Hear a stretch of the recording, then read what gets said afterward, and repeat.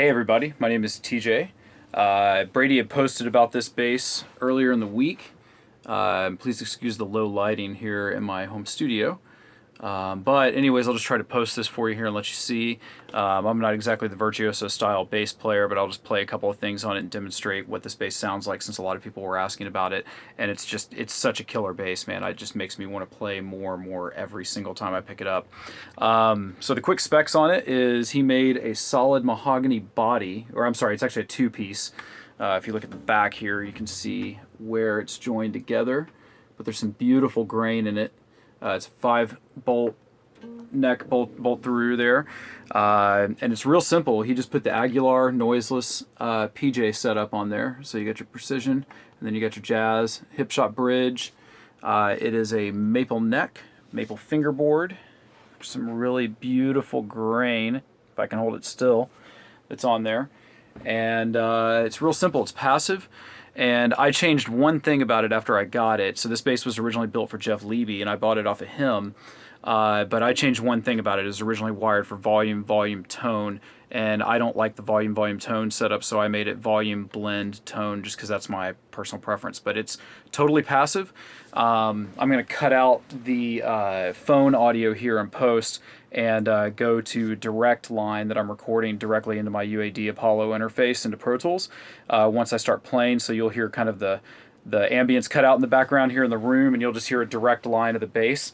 But starting out, you're going to hear it on the P pickup, and then I'll move to a blend, and then I'll go to the J pickup. So here's the P. Tone knobs wide open on this.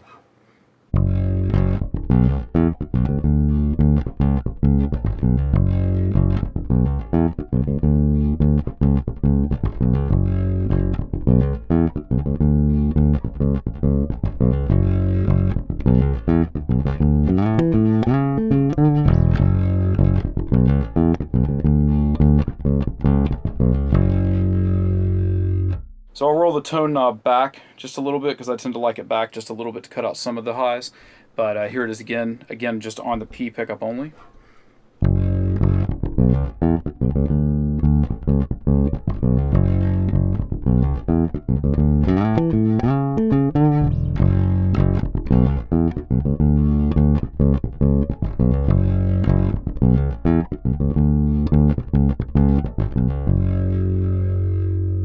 And if you want to do the blend of the PJ thing, this is with the tone knob back about halfway.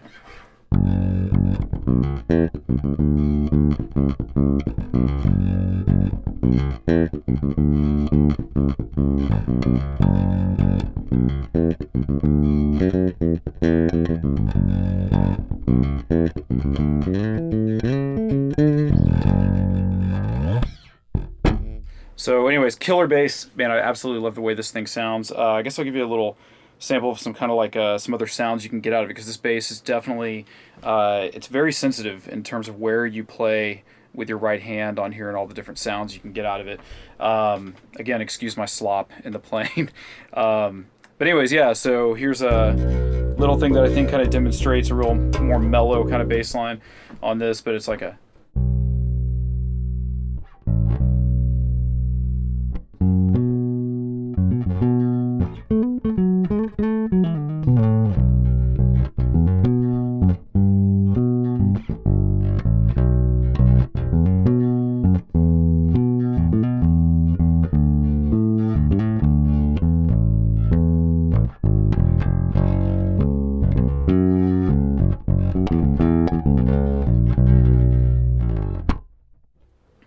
and again, playing that stuff, more mellow.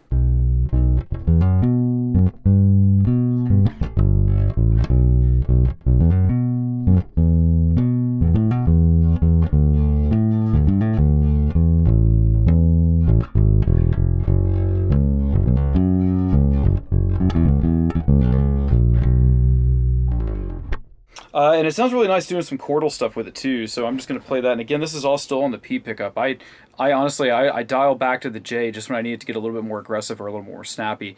But for the most part, I tend to stay on the P pickup with this bass most of the time, because it's, for a P pickup and for where it's placed, it is just the clearest P pickup I have ever played on. The bass just has such just clarity and tone.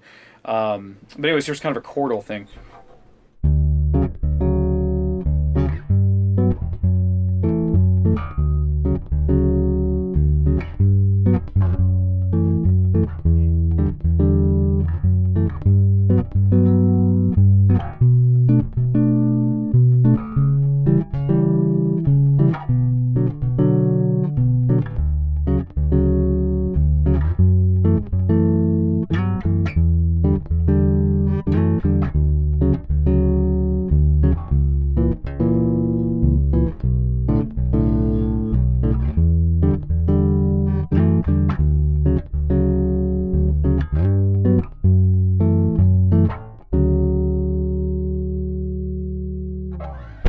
And you know, if you want to roll it back and get even more clarity out of the on the higher end, here's the P.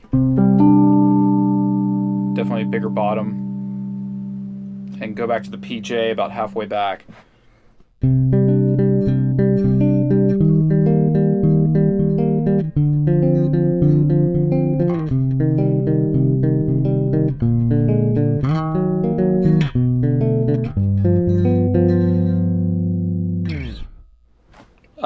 And then, you know, if you want to try to go for the Jocko-y thing, which I'm not that great at, I'll dial further back onto the J pickup, bring the tone knob back a little bit, and give you a little demo of this thing that's it's actually an exercise from Scott's bass lessons, but I added a handful of measures more, kind of writing my own version of the back end of it. So, but here you go.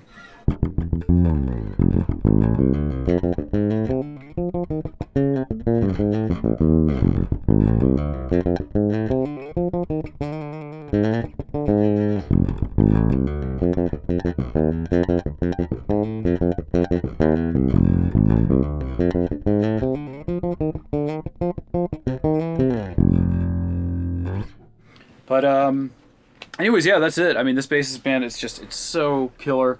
I love it. It's a little heavier than my other two mucks, but you know, again, it's solid mahogany, and man, it's just a rock machine. I mean, like, I play this thing in my rock band, and we're definitely more of an aggressive, kind of like a, you know, post-punk type of thing that we have going on, and I actually tend to play it with a pick a lot of the times, about 70% of the time in that band, and man, it just cuts through. I mean, it just kills everything, and even for a while we were playing as bass, drums, and vocals only when we had no guitar player for a little while, and man, it just completely killed. And every single time we play out with this thing, people are like, man, what kind of bass is that? It just sounds amazing.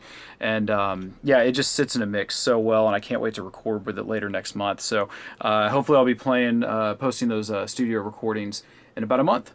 But anyways, if you guys, any of y'all are in the Dallas area and you ever want to check out any of Brady's basses that I own, I am more than happy to get together with you guys and show you what I've got. He makes killer basses. I can't stress it enough. Get a muck.